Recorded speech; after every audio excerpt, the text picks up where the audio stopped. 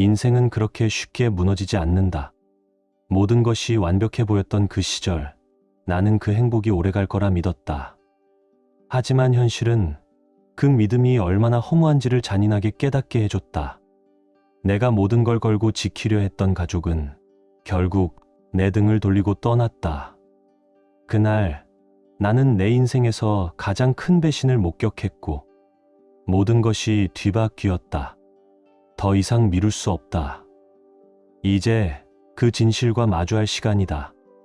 안녕하세요. 오늘은 제 인생에서 겪은 상상조차 못했던 이야기를 들려드리고자 합니다. 인생이란 게 항상 계획대로 흘러가는 건 아니니까요. 저와 아내는 대학교를 막 졸업하고 25세 결혼했어요. 그 시절엔 모든 게 순조로웠습니다. 좋은 직장, 안정된 수입, 부족함 없는 삶. 저는 대기업에 입사해 빠르게 자리 잡았고 아내는 장인어른이 운영하시던 회사를 도우며 경영 수업을 받았죠. 28배 큰 승진을 하면서 삶의 리듬이 바뀌기 시작했고 같은 해 첫째 딸이 태어났습니다. 둘째는 그로부터 2년 뒤에 태어났고요. 육아와 일이 겹쳐 정신없이 바빴지만 하루하루가 기쁨이었고 삶은 충만했습니다. 하지만 5년 전 장인어른이 갑작스럽게 세상을 떠나시면서 아내와 장모님은 가업을 어떻게 이어갈지 큰 결정을 내려야 했습니다. 결국 아내가 회사를 맡기로 했고 믿기 어려울 만큼 빠르게 성장시키더군요. 시간이 지나면서 그녀의 수입은 제 것을 뛰어넘었고 아이들도 점점 바쁜 부모에게 지쳐가고 있었습니다. 그래서 어느 날 우리는 진지한 대화를 나눴습니다. 그 자리에서 아내는 말했죠.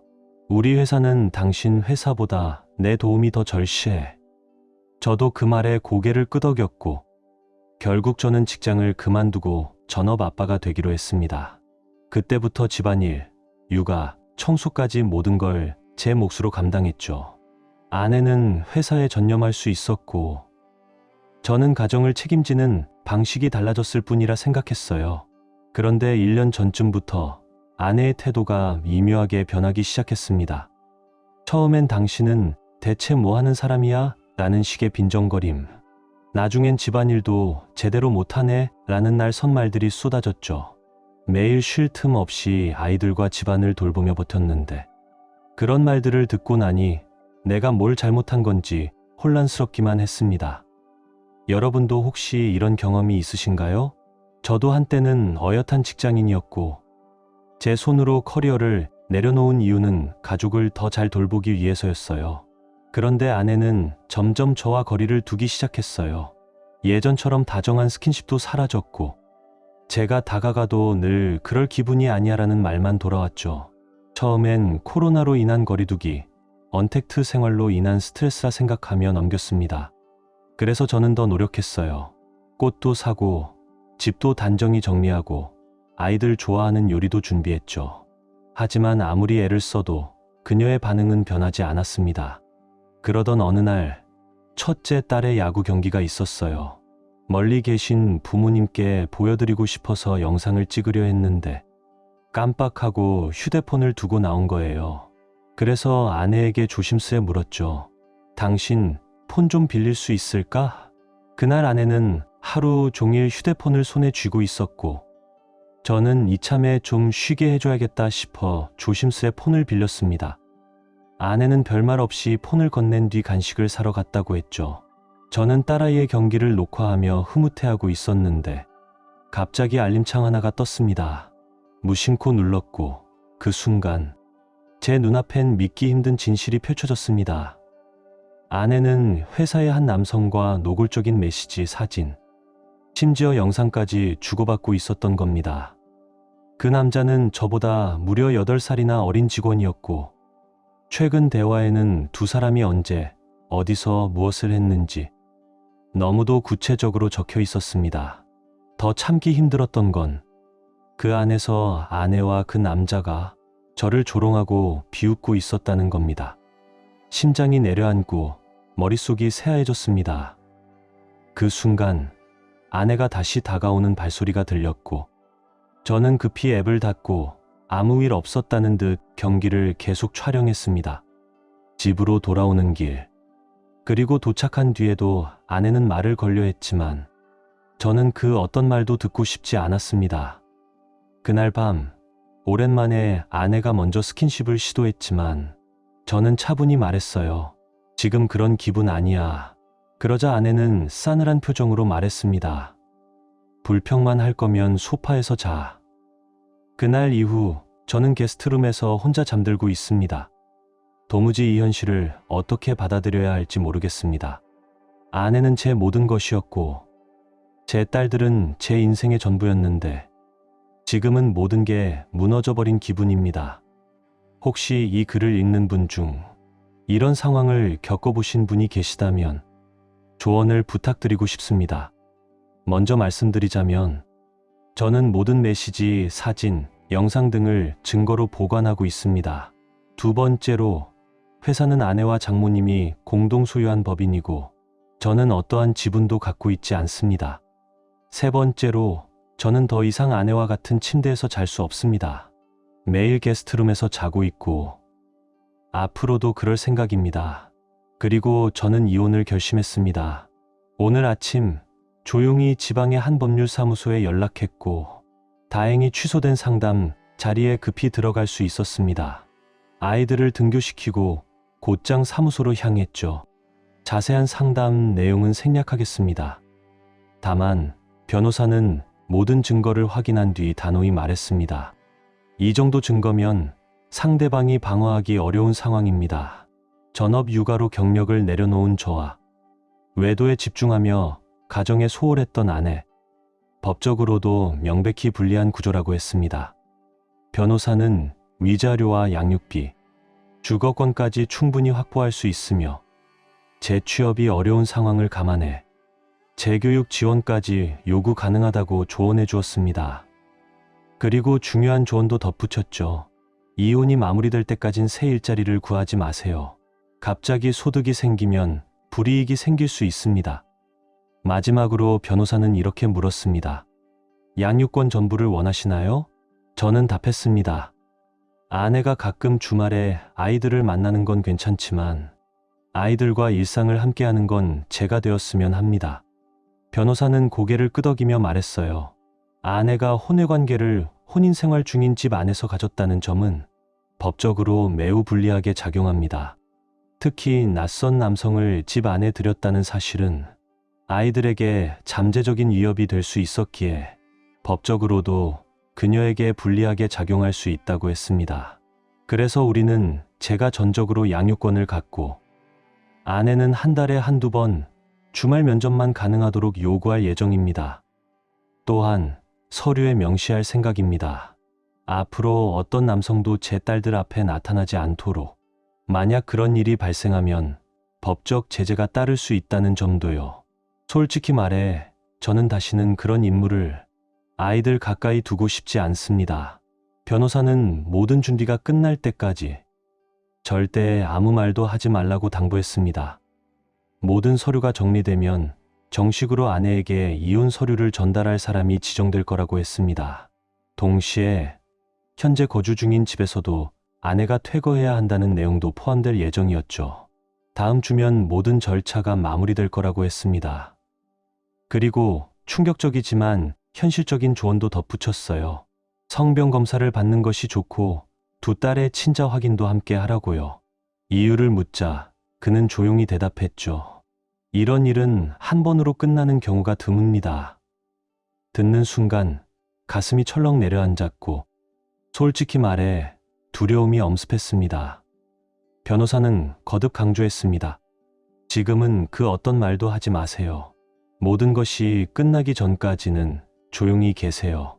감정에 휘둘리는 순간 불리해질 수 있습니다. 마지막으로 이렇게 덧붙였습니다. 지금부터는 평소처럼 행동하세요. 싸우지 말고 다투지 말고 같은 침대에서 자지 마세요. 스킨십도 절대 시도하지 마세요. 제가 물었어요. 이렇게까지 조심해야 하는 이유가 뭔가요? 그는 단호하게 대답했습니다. 믿고 따라주세요. 그게 당신을 지키는 길입니다. 그렇게 해서 저는 아무 일 없었다는 듯 평소처럼 저녁을 준비하기 시작했습니다. 그리고 검사 결과에 대해 말씀드릴게요. 저는 성병 검사와 두 딸의 친자 확인 검사를 받았습니다. 성병 검사 결과는 음성이었고 예상한 대로지만 안도의 한숨을 내쉴 수 있었어요. 그리고 많은 분들이 가장 궁금해하실 부분일 텐데요. 두 딸의 친자 여부는 결론부터 말씀드리자면 다행히 두 아이 모두 제 친딸이 맞았습니다. 그 순간 눈물이 왈칵 쏟아질 뻔했어요. 혹시나 하는 불안이 있었지만 결과를 확인하고 나니 가슴 깊이 안도감이 밀려왔습니다. 그리고 이제 이제는 거의 전 아내가 된 사람의 이야기입니다. 그녀는 지금 집에 없습니다.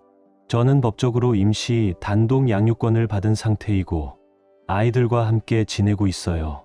솔직히 그녀를 집에서 내보내는 과정은 그리 유쾌한 경험은 아니었습니다. 하지만 변호사가 모든 절차를 철저히 준비해준 덕분에 별다른 문제 없이 정리되었습니다. 이후 그녀는 회사에서 공식적으로 이혼 서류를 전달받았습니다. 들리는 얘기로는 그 순간도 순탄하진 않았다고 하더군요. 그 이야기는 다음에 다시 들려드릴게요. 딸들 이야기를 하자면 아이들은 지금 상황을 어느 정도는 느끼고 있습니다. 특히 큰아이는 우리가 별거 중이라는 사실을 알고 있고 친구들 중에도 이혼 가정을 경험한 아이가 있어 상황을 어렴풋이 이해하는 눈치예요. 그래서일까요? 딸아이는 울먹이며 말했어요. 아빠, 엄마 다시 집에 오게 해줘요. 저는 변호사의 권유에 따라 아이들이 전문 심리상담을 받을 수 있도록 준비하고 있습니다. 둘째 아이는 아직 상황을 잘 이해하지 못하고 그저 엄마가 그립고 보고 싶다는 말만 반복해요. 그런 모습을 볼 때마다 제 마음은 무너지고 내가 아빠로서 실패한 건 아닐까 자책하게 됩니다. 사실 이런 생각도 해봤습니다. 차라리 외도를 눈 감아주면 가족은 유지되지 않을까? 아이들이 좀 더 클 때까지 참고 기다릴까? 하지만 그건 제가 바라던 삶도 아이들이 행복해질 수 있는 길도 아니었습니다. 무엇보다 아이들이 언젠가 이런 어른들의 거짓을 알아차리게 된다면 우리 부모는 서로를 사랑하지 않았구나 그렇게 느끼게 될까봐 그게 가장 두려웠습니다. 제 아내, 법적으론 여전히 제 아내지만 현재는 장모님 댁에서 머무르고 있습니다. 얼마 전 장모님께서 조심스럽게 연락을 주셨어요. 직접 만나고 싶다고 하셨고 저도 그 제안을 받아들였습니다. 만남 자리에서 장모님은 깊은 이야기는 미루고 단 한마디를 먼저 꺼내셨어요. 부디 내 손녀들과의 관계만은 끊지 말아줘요. 저는 분명히 말씀드렸습니다. 장모님은 훌륭한 할머니세요. 아이들에게 힘이 되어주신다면 언제든 함께 하셔도 됩니다. 아이들과 외가 사이를 끊을 생각은 단 한 번도 없었습니다. 그건 또 다른 상처가 될 테니까요. 장모님은 고개를 숙이며 감사 인사를 전하셨고 짧은 대화는 조용히 마무리됐습니다. 이후 아내는 계속해서 전화와 문자를 보내오고 있어요. 뭔가 풀어보려는 의도가 느껴지지만 저는 변호사의 조언대로 아이들 관련된 이야기만 추적 가능한 앱을 통해 주고받고 있습니다. 개인적인 연락은 더 이상 하지 않기로 했습니다. 그런 와중에 추석이 다가왔고 아이들을 위해 아내와 장모님과 함께 시간을 보내기로 했습니다. 법적으로는 아직 혼인 중이기에 앞으로는 그냥 아내라고 부르겠습니다. 이번 모임은 어디까지나 아이들을 위한 자리였고 화해나 재결합과는 무관한 변호사와도 충분히 조율된 결정이었습니다. 추석을 앞두고 저는 장모님과 먼저 단둘이 만났습니다. 이혼 이후 아이들의 양육과 면접, 교육 문제를 진지하고 차분하게 상의했죠. 그런데 그 대화 중 장모님께서 조심스럽게 아내의 과거 이야기를 꺼내셨어요. 고등학생 시절 아내가 사귀던 남자에게 배신을 당했던 적이 있었다고 합니다. 가족의 만류에도 몰래 만났고 결국 아내가 그 남자를 다른 여성과 함께 있는 장면을 직접 목격했다고 해요. 그 이후로 사랑에 대해 경계하게 되었고 대학 시절에도 가벼운 만남만 이어왔다고 하시더군요. 장모님은 그런 딸이 저를 처음 만났을 때 아, 내가 기다리던 사위다라는 확신이 들었다고 고백하셨어요. 그러면서 딸의 잘못을 대신 사과하시며 이혼 과정에서 딸이 더 이상 문제를 일으키지 않도록 본인이 직접 챙기겠다고 약속하셨습니다. 이후 장모님은 저와 아이들을 저녁 식사에 초대하셨고 저는 단 한 가지 조건을 걸었습니다. 아내는 참석하지 않는다는 전제라면 가겠습니다. 장모님은 제 입장을 이해해 주셨지만 아이들을 위해 마지막으로 가족처럼 한 번만 모이자고 제안하셨어요. 그 말이 마음에 남았고 다시 변호사와 상의한 끝에 아이들을 위한 자리라는 전제하에 참석하기로 했습니다. 아내에게도 분명히 전달했죠. 이건 화해의 자리가 아닙니다. 아내는 아이들을 보고 싶다고 여러 번 말해왔고 아이들 역시 엄마를 보고 싶어 했기에 최소한의 배려로 참석을 허락했습니다. 하지만 그날 모임은 예상과는 조금 달랐습니다. 아내는 아이들을 품에 안으며 반갑게 인사했고 그 장면은 나쁘지 않았습니다. 문제는 그 다음이었습니다. 그녀는 저에게도 다가와 안아보려 했고 심지어 제 뺨에 입을 맞추려 했습니다. 저는 자연스럽게 몸을 피했고 대신 장모님께 정중히 인사를 드렸고 호응을 나눴습니다. 그런데 아내는 그 뒤를 따라오며 마치 우리가 여전히 부부인 것처럼 행동했고 계속해서 말을 걸며 대화를 시도했습니다. 그 순간 저는 확실히 느꼈습니다. 이 자리는 아이들만을 위한 자리다. 어떤 감정도 어떤 흔들림도 없어야 한다. 저는 최대한 짧고 형식적인 말만 하며 식탁을 정리하는 데 집중했습니다. 장모님이 식사 전에 기도를 올리자고 하셨고 아내는 어느새 제 옆에 앉아 있었습니다. 저는 양옆에 있는 딸들의 손만 꼭 잡았고 아내가 손을 내밀었을 땐 조용히 피했습니다. 어쩌면 너무 냉정해 보였을지 몰라도 이제는 그녀의 손길조차 받아들이고 싶지 않았습니다. 저는 무신론자지만 장모님에 대한 존경의 의미로 조용히 고개를 숙였습니다. 식사는 무난히 끝났지만 아내는 크리스마스나 휴가 이야기를 꺼내며 마치 우리가 다시 가족처럼 지낼 수 있는 것처럼 말했습니다. 그 순간 오늘 자리는 실수였구나라는 생각이 들었습니다. 식사 후 저는 딸들을 챙겨 설거지를 마친 뒤 바로 집에 돌아가려 했습니다. 그런데 아이들이 엄마랑 예전에 같이 봤던 영화 한 편만 보면 안 돼요? 라고 말해 허락했고 거실 소파에 함께 앉았습니다. 그런데 아내가 바짝 다가와 기대려 하자 저는 말없이 자리를 피해 옆 의자로 옮겼습니다. 저녁 내내 느껴졌습니다. 장모님이 아내에게 실망하고 있다는 것. 그녀가 선을 넘을 때마다 장모님의 눈빛은 명확하게 경고하고 있었습니다. 영화가 끝난 뒤 소파에서 잠든 두 딸을 조심스럽게 안고 차에 태운 뒤 무언가 빠뜨린 게 생각나 집 안으로 다시 들어갔습니다. 그때 복도에서 기다리고 있던 아내가 제 팔을 붙잡고 울먹이며 말했습니다. 제발 나 다시 받아줘. 우리 이겨낼 수 있어. 가족이 필요해. 아이들도 아빠가 필요해. 정말 미안해. 순간 아무 말도 할 수 없었습니다. 가슴이 막혀버린 듯 숨도 쉬기 어려웠죠.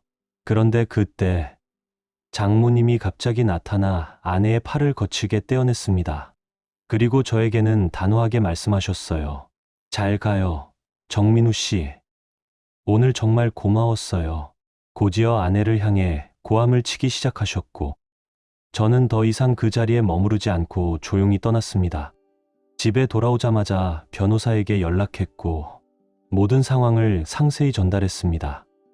혹시나 제 태도가 화해로 오해될까 우려됐거든요. 변호사는 단호하게 말했습니다. 걱정 마세요. 이미 충분히 입장을 밝히셨고 행동에서도 오해의 여지는 없었습니다. 추석이 끝난 후 며칠 동안 집은 조용하지 않았습니다. 아내는 계속해서 전화를 걸어왔고 저는 혹시 아이들 관련된 이야기인 줄 알고 받았지만 대부분은 우리 다시 시작하자, 가정을 지키자 같은 애원뿐이었습니다. 저는 아이들 관련이 아니라면 대화를 끊었고 문자는 열어보지도 않고 있습니다.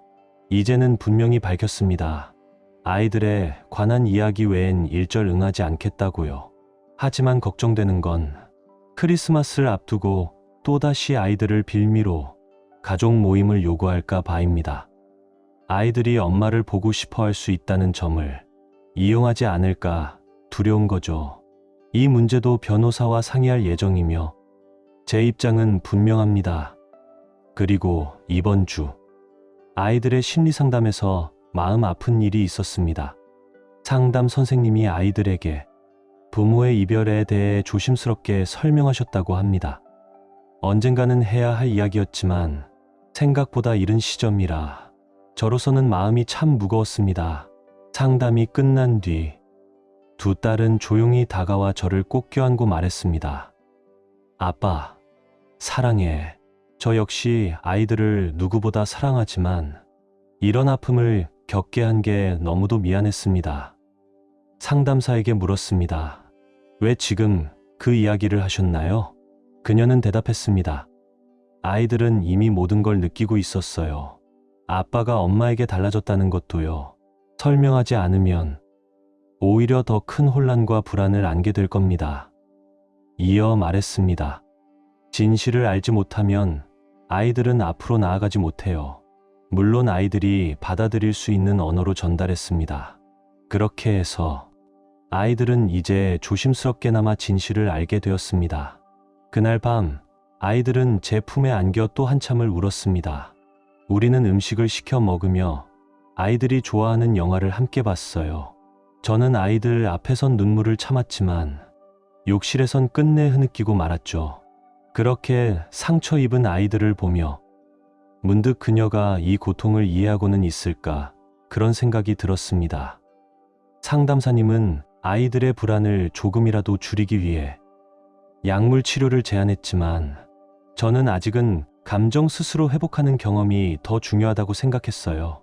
크리스마스가 가까워지며 아이들은 점점 엄마를 외면하기 시작했습니다. 특히 큰딸은 단호히 말했어요. 엄마, 다시는 보고 싶지 않아. 둘째도 언니를 따라 같은 말을 했고 그 순간 숨이 멎는 듯 아팠습니다. 저는 겨우 말을 꺼냈죠. 엄마는 너희를 사랑해. 큰딸은 울먹이며 말했어요. 아니야, 엄마는 우리 안 사랑해. 그리고 제 품에서 조용히 잠이 들었습니다. 그래도 요즘 아이들의 상태는 조금씩 나아지고 있어요. 아내도 이제는 우리 사이의 선을 지키려 노력하고 있고 자신의 행동이 남긴 상처를 서서히 깨닫고 있는 것 같아요. 이제 그 남자에 대한 이야기를 해야겠네요. 사실 예전부터 그를 좋게 본 적은 없었습니다. 그런데 이번엔 정말 인간으로서도 최악이라는 걸 느꼈어요. 어느 날 회사 문서 더미에서 직원 비상연락망을 우연히 보게 되었고 그 남자의 연락처에 적힌 번호로 전화를 걸었습니다. 받는 이는 놀랍게도 그의 아내였어요. 그도 유부남이었고 어린 자녀도 있었습니다. 처음엔 그녀도 믿지 못하고 전화를 끊었지만 얼마 후 다시 연락이 왔습니다. 우리는 조용한 곳에서 만났고 제가 가진 증거들을 조용히 보여드렸습니다. 그녀는 차 안에서 아무 말도 없이 눈물부터 흘렸습니다. 내가 뭘 그렇게 잘못했는데? 저는 조용히 말했습니다. 당신은 아무 잘못도 없어요. 이건 당신 책임이 아닙니다. 그리고 변호사 연락처를 건넸죠. 그녀는 조심스레 물었습니다. 도대체 언제부터 그런 관계였나요?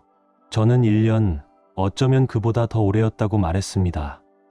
그 순간 그녀의 얼굴이 슬픔에서 분노로 바뀌었습니다. 저는 물었습니다. 무슨 일이 있었나요? 그녀는 천천히 고개를 숙이고 가발을 벗었습니다. 저는 숨을 멈췄어요. 그녀는 암투병을 막 끝낸 사람이었습니다. 출산 직후 이상 징후가 발견돼 정밀 검사를 받았고 종양 진단을 받았다고 했습니다. 이후 1년 반 동안 2차례 수술과 항암 치료를 견디며 생명을 붙들고 있었대요. 남편과는 거의 2년 가까이 관계가 없었어요. 몸이 너무 아팠고 생명이 위태로운 순간도 많았어요. 약물 탓에 체중이 늘고 머리카락도 빠지며 자존감은 바닥을 쳤고 거울 속 자신을 볼 때마다 낯설고 슬펐다고 말했습니다. 저는 말문이 막혔습니다. 그녀의 고통, 그리고 그 남자의 행동이 겹쳐지며 인간으로서 느껴야 할 분노와 안타까움이 동시에 밀려들었어요. 그저 숨을 깊게 내쉬고 말없이 그녀 옆에 있어줄 수밖에 없었습니다. 지연은 단정한 드레스를 입고 조용히 집에 들어왔고 5분 뒤에는 따뜻한 식사가 준비되어 있었습니다. 우리는 조용히 저녁을 먹으며 서로의 과거와 현재, 상처와 회복에 대해 깊은 이야기를 나눴습니다. 그녀의 아이는 시댁과 크리스마스를 보내고 있었고 이는 미리 조율된 결정이었기에 마음이 놓였죠. 식사 후 우리는 소파에 앉아 영화를 함께 보며 긴장을 풀었고 잠시 후 아이들이 좋아하는 음악을 틀어놓은 채 고요한 시간을 보냈습니다. 아이들은 아침 일찍부터 선물에 환호했고 저는 따뜻한 커피를 내리며 그 모습을 바라보았습니다. 한참을 함께 웃고 떠들다가 아이들을 외갓집에 데려다 줄 시간이 되었고 아이들은 옷을 갈아입으며 조심스럽게 말했습니다. 엄마 보러 가기 싫어. 저는 딸아이의 손을 꼭 잡고 말했죠. 엄마는 여전히 너희를 사랑해. 지금은 조금 복잡할 뿐이야. 상담사님은 아이들이 스스로 선택하고 감정을 정리할 수 있도록 여지를 주는 것이 중요하다고 했어요. 그래서 저는 아이들에게 외할머니와 좋은 시간을 보내자고 말하며 안심시켰습니다. 장모님은 변함없이 따뜻하게 맞아주셨고 모든 과정은 조용히 잘 마무리되었습니다. 그날 밤 저는 다시 집으로 돌아와 지연과 함께 조용한 저녁을 보냈습니다. 더는 말이 필요 없는 그런 평화로운 시간. 오랜만에 마음이 조금 놓였습니다. 식사 후 소파에 앉아 조용히 영화를 보며 서로의 삶에 대해 진심 어린 대화를 이어갔습니다. 대화 중간에는 눈물이 맺히기도 했고 때로는 웃음이 피어나기도 했어요. 와인을 마시며 분위기는 점점 더 편안해졌고 서로의 생각, 감정, 가치관에 대해 솔직히 나누면서 우리가 생각보다 닮아 있다는 걸 느꼈습니다. 지연은 제 아내가 한때 큰 행운을 가졌지만 그 기회를 스스로 놓쳤다고 말했어요. 저도 고개를 끄덕이며 말했죠. 그래, 너희 남편도 마찬가지야. 몇몇 분들은 마지막 만남에서 그녀의 아름다움을 칭찬하라고 조언해 주셨는데 당시에는 그게 적절하지 않다고 생각했어요. 하지만 이번엔 그녀에게 솔직히 말했어요. 당신은 지금 모습만으로도 충분히 아름다워요. 그녀는 고마운 미소로 답했고 우리 둘은 오랜 대화를 나누며 서로에 대해 더 깊이 이해하게 되었습니다. 감정적으로 가까워진 우리는 조심스럽게 서로에게 기대며 그날 밤 따뜻한 위로의 시간을 함께 보냈어요. 오랜 대화 끝에 우리는 서로를 아는 채 조용히 잠들었습니다. 다음 날 아침, 평소처럼 아침 식사를 함께 준비하고 하루를 차분하게 시작했어요. 그녀가 준비해온 옷을 보고 저는 웃으며 물었어요. 혹시 이 모든 걸 예상한 거였어요? 그녀는 장난스럽게 말했어요. 여자는 항상 예비 옷을 하나쯤 챙기죠. 떠나기 전 그녀는 조용히 물었어요. 어젯밤에 뭔가 느껴졌나요?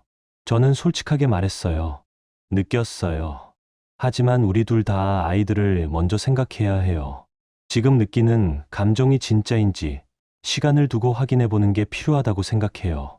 그녀는 고개를 끄덕이며 어젯밤 너무 고마웠어요. 나중에 연락할게요. 라고 말하며 조용히 떠났어요. 저는 아이들을 데리러 갔고 아이들은 엄마와 좋은 시간을 보냈다고 했어요. 상담사 선생님 덕분에 아이들도 조금씩 안정을 되찾고 있고 다양한 활동을 통해 감정을 회복해가고 있어요. 저와 지연은 여전히 거의 매일 연락을 주고받고 있지만 그 이후로는 신체적인 접촉은 일절 없었습니다. 우리는 한 번 만나 솔직하게 이야기했어요. 그날 있었던 일을 후회하지는 않지만 그런 상황은 다시 일어나선 안 된다는 데에 서로 동의했어요. 한편 제 아내는 크리스마스 이후 몇 주 동안 저와 연락을 시도했지만 지금은 변호사를 고용한 상태고 조만간 저희 쪽 변호사와의 미팅이 예정되어 있습니다. 그녀는 제가 이미 결심을 굳혔다는 걸 알게 되었고 여러 차례 문자를 보내거나 전화를 걸었지만 저는 아이들과 관련된 일이 아니면 응답하지 않았어요. 화해의 가능성은 더 이상 존재하지 않습니다. 그리고 그녀의 외도 상대는 현재 구속된 상태입니다. 구체적인 내용은 알지 못하지만 회사 내에서 두 사람 간 충돌이 있었고 아내가 경찰 신고를 하겠다고 하자 그 남자가 폭력을 행사했다고 해요. 직장 동료들의 제지 덕분에 아내는 보호를 받았고 결국 그 남자는 체포되었습니다. 아내는 그를 상대로 고소를 진행 중이며 그는 변호사를 선임할 가능성이 높다고 합니다. 이후 외도 관련된 새로운 정보는 따로 전해진 바 없고 이 소식은 장모님을 통해 듣게 되었습니다. 장모님은 저에게 너무 판단하지 말고 아내를 한 번쯤 만나보는 것도 나쁘지 않다 라고 조심스럽게 말했지만 저는 그럴 계획이 없다고 정중히 말씀드렸어요. 이후로는 저도 아이들도 그녀를 본 적이 없습니다. 특별한 일이 생기지 않는 한 향후 연락은 변호사를 통해서만 이뤄질 예정입니다. 처음 변호사 만남 이후로 업데이트가 없었던 점 사과드려요. 정말 정신없는 시간이었어요. 이제 지연과 저는 계속 연락을 주고받고 있고 상황은 잘 풀리고 있어요. 서로 더 잘 지내고 있고 서로에게 점점 더 편안해지고 있어요. 하지만 지연에게 안타까운 소식이 있어요. 다행히도 그녀의 건강이나 아이와 관련된 건 아니에요. 그녀의 남편, 그 바람핀 남자가 사라졌어요. 이 소식은 놀랍지 않아요. 그는 아내를 폭행한 뒤 보석금으로 풀려난 직후 사라졌어요. 그녀가 말하길 아내가 마지막으로 그 남자와 연락을 했다고 해요. 제 의심이 맞았던 거죠. 그 남자는 아내가 고소를 하려 하자 자신의 위치를 이용해 외도를 시작했다고 주장하며 소송을 걸겠다고 위협했다고 합니다. 그는 결국 고소를 취하했어요. 그 후 그는 소송을 하지 않겠다고 결정하고 도시를 떠났습니다. 그가 어디로 갔는지는 아무도 모르지만 그의 부모가 그 사실을 모른다고 주장하는 건 전혀 믿지 않아요. 하지만 이제는 그 부분에 대해서는 신경 쓰지 않기로 했습니다.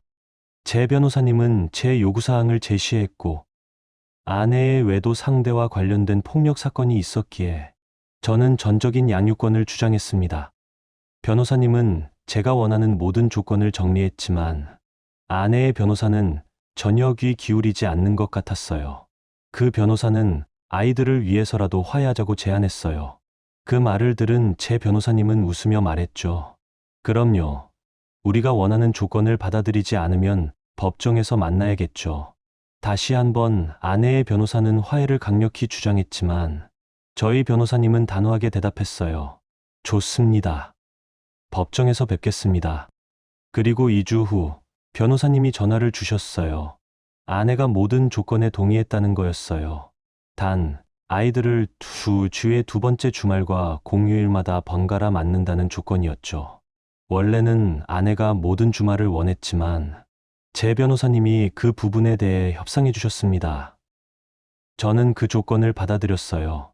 아내가 여전히 제 딸들의 어머니이기에 그녀가 아이들을 우선시할 수 있게 되었으면 하는 마음에서요. 이 모든 일들이 지나고 나니 아내를 계속 제 아내라고 부르는 게 좀 어색하게 느껴집니다. 그래도 이 글을 읽는 여러분은 아실 거라 생각해요. 저는 이제 곧 전 아내가 될 사람을 말하는 겁니다. 혹시 아내가 어떻게 변했는지 궁금하실 텐데 솔직히 말해 그녀는 정말 형편없어 보였습니다. 너무 마르고 거의 거식증에 걸린 사람처럼 보였고 나이가 10년은 더 들어 보였어요. 그녀의 머리카락이 빠진 게 아닌가 의심이 들 정도였죠.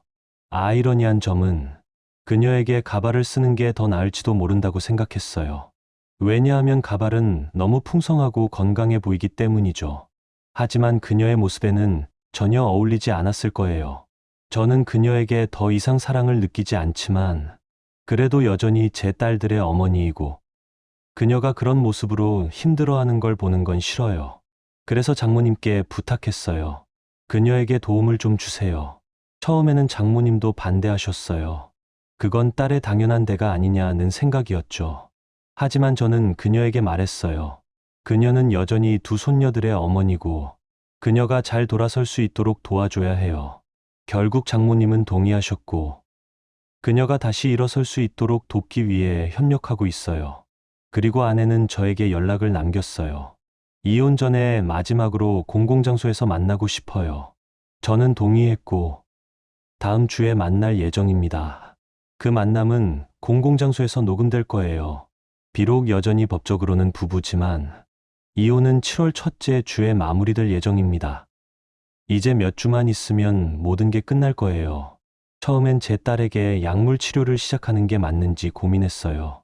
하지만 상담사, 의사, 그리고 아내와도 상의한 후, 그녀는 가장 낮은 용량부터 시작할 예정입니다. 만약 딸이 새로운 가정 상황에 잘 적응하면 조금씩 약물을 줄여갈 계획이에요. 둘째는 괜찮아지고 있고, 우리가 더 이상 함께 살 수 없다는 걸 이해하고 있지만, 그녀도 여전히 함께 살고 싶어 해요.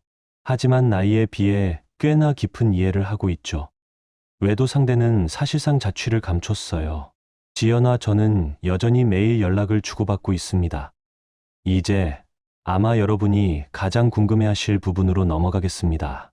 저와 전 아내는 우리가 딸들을 데리고 자주 가던 공원에서 만났어요. 우리는 그녀가 무슨 일을 저지를 수도 있다는 생각에 모든 대화를 녹음했지만 그녀는 그런 행동을 하지 않았어요. 우리의 대화는 주로 딸들에 관한 이야기로 이루어졌고 그녀는 우리 딸들이 분리 기간 동안 저와 함께 지내는 게 최선이라고 동의했어요. 그녀는 현재 엄마로서 적절한 마음 상태가 아니며 자신이 엄마로서 실패했다고 인정했죠. 그 부분에 대해서는 자세히 언급하지 않겠어요. 그것은 주로 우리 딸들의 복지와 관련된 이야기였거든요. 만남이 끝날 무렵, 제가 떠날 준비를 하고 있을 때, 그녀는 이혼을 멈추고 상담을 받으며 우리의 관계를 다시 시도할 수 없냐고 물었어요. 저는 단호히 거절했습니다. 저는 그녀에게 지금까지 그녀가 저에게 한 말과 행동, 그녀의 외도 상대가 저에게 했던 말과 행동을 모두 상기시켰어요. 그리고 그녀가 그 남자가 그의 아내와 아이에게 했던 일을 분명히 알고 있었을 거라고 지적했죠. 또한 그녀가 우리 딸들에게 한 일을 지적하며 그녀가 정말로 두 번째 기회를 받을 자격이 있다고 믿는지 물었어요. 그녀는 고개를 흔들며 아니요, 자격이 없어요. 라고 말했어요. 그 순간 저는 감정이 북받쳐 올라 그 감정을 쏟아냈어요. 그녀를 얼마나 사랑했는지, 그녀와 우리 딸들을 위해 얼마나 많은 것을 희생했는지, 그리고 어떻게 모든 것을 그녀에게 맞추며 살았는지를 이야기했죠. 그녀는 울기 시작했고 저는 계속 말했어요. 미안하다는 말은 더 이상 의미가 없어요. 지금은 그 어떤 사과도 제 마음에 와 닿지 않아요. 그녀가 우리 딸들에게 했던 일들이 계속 머릿속을 맴돌았죠. 저는 그녀에게 다시 물었어요. 정말 두 번째 기회를 받을 자격이 있다고 믿는 거예요? 그녀는 다시 고개를 흔들며 아니요, 자격이 없어요. 라고 말했어요. 그때 저는 정말로 강렬한 감정을 느끼기 시작했어요. 이번 대화에서 처음으로 진정으로 열정을 느꼈고 더 이상 감정을 참을 수 없었어요. 저는 제 감정을 쏟아냈어요. 그녀에 대한 깊은 사랑을 표현하며 우리 딸들을 위해 제 커리어를 포기했던 것, 그녀를 위해 얼마나 많은 걸 지원했는지를 이야기했어요. 그녀는 계속 울었고 저는 열정적으로 말했어요. 하지만 결국 저는 그 감정의 폭발을 멈추기로 했어요. 그녀는 계속해서 사과했지만 저는 여전히 같은 말을 반복했죠. 미안하다는 말은 더 이상 아무 의미가 없어요. 그 후 저는 그녀에게 물었어요. 당신이 이렇게 큰 혼란을 일으켰을 때 당신의 마음은 어땠나요? 그녀는 잠시 멈칫하다가 사실 나는 집에 있고 싶었어요. 라고 고백했어요. 그녀의 말에 저는 당황했지만 그녀는 계속해서 설명을 이어갔어요. 나는 아버지의 회사를 인수하려고 한 게 아니에요. 사실 나는 당신이 그 일을 맡기를 원했어요. 그녀의 진짜 욕망은 어머니이자 아내로서의 삶을 살고 싶은 것이었고 긴 시간 동안 사업을 관리하는 것에 대한 욕망은 아니었습니다. 그녀의 고백은 계속해서 이어졌어요. 그녀는 제가 사업을 맡아서 관리하고 그녀는 가정주부로서 우리 딸들을 돌보고 식사를 준비하고 함께 놀고 싶다고 했습니다. 그녀는 주된 생계부양자가 되는 것, 혹은 사업을 운영하는 것에 대해 강한 반감을 가지고 있었어요. 그녀는 이 욕망에 대해 30분 넘게 열정적으로 이야기했죠. 그 이야기가 끝날 무렵 그녀는 완전히 지쳐 보였어요. 저는 더 깊이 파고들어 물었어요. 그렇다면 왜 내가 직장을 그만두게 했고 내가 그 사업을 운영하고 싶다고 했는지. 그녀는 이렇게 대답했어요. 당신이 그 일을 하고 싶다는 의지를 표현하기를 원했어요. 저는 반박했죠. 내가 그 분야에 아무 경험이 없고, 그렇다면 아버지의 사업을 내가 맡는 건 옳지 않았을 거예요.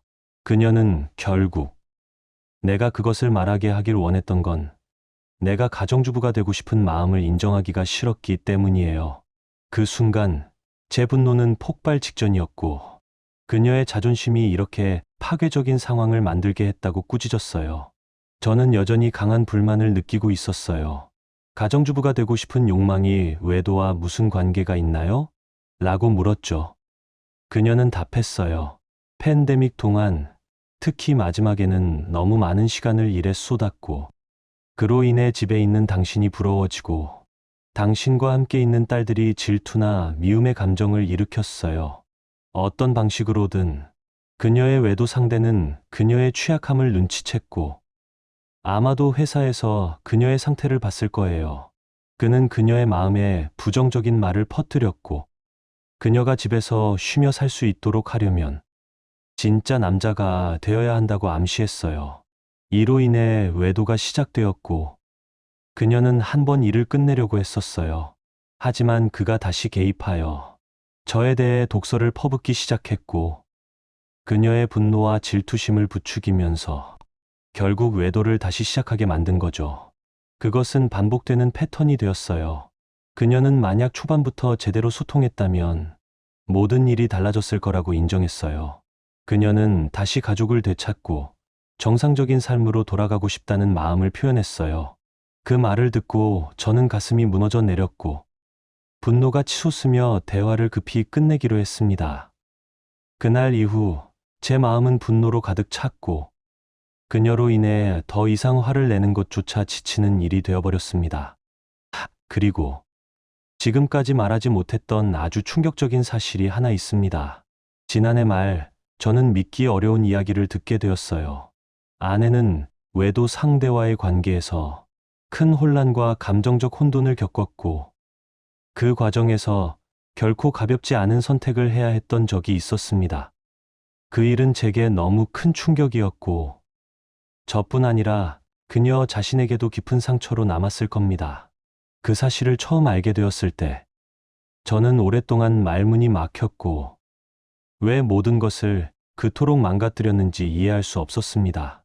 지금도 그 감정은 쉽게 가시지 않지만, 그저 제 아이들에게만은 이런 어른들의 실수와 상처가 닿지 않기를 바라는 마음뿐입니다. 장모님은 그녀의 이상한 행동을 보고, 그녀가 주목을 받으려고 거짓으로 임신한 척한다고 의심했지만, 결국 실제로 임신을 했다는 사실이 밝혀졌습니다. 이것은 이미 그녀의 힘든 삶에 또 다른 혼란을 추가한 사건이었어요. 이 사실을 처음에 말하지 못한 점 사과드립니다.